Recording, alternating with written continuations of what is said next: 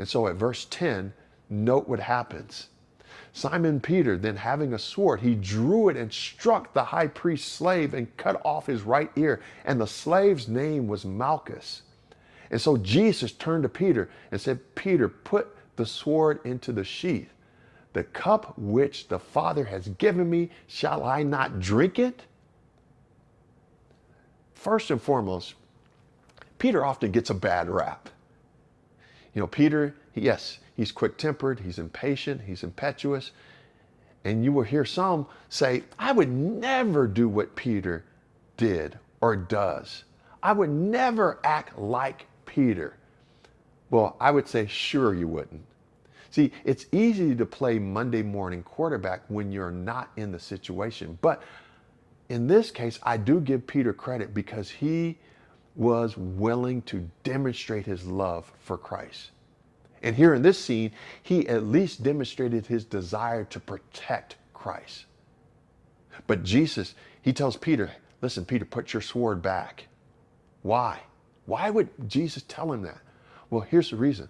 Because the road of Jesus was the very road that the Father had destined for Jesus. The cup that I spoke about earlier in the synoptic gospels where Jesus prays in the garden, let this cup pass before me. But it was the cup and the destiny that the Father had for him.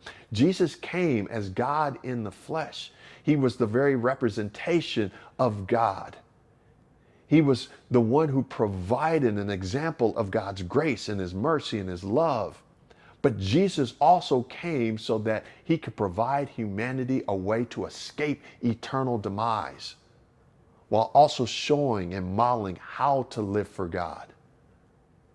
And so this last piece of the journey, it was leading to the cross. It would be the cross, which would be the ultimate victory over Satan and disobedience and death.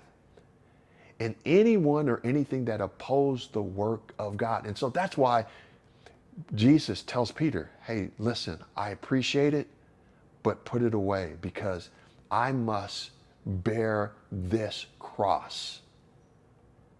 And it would be the cross that provided the way to God. It was the example of truth and the experience of life that reflects the eternal kingdom of God.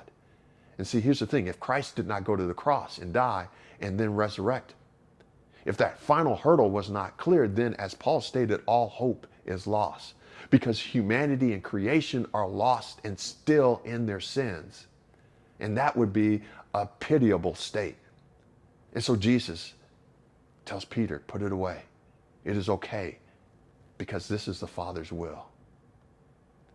And so as I conclude here, I will say this.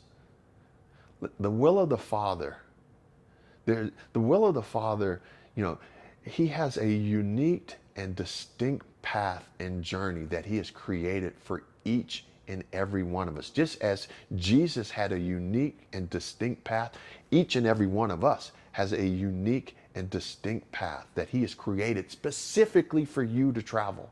There are certain things that he has for some that he does not have for others. But here's the other thing. There are certain things that I truly believe are universal and consistent for God's people. They never change. They remain consistent for each and every one of us. And as you think about Jesus in the garden, he seems to emphasize three things: love of God, doing the will of God, and faith in God.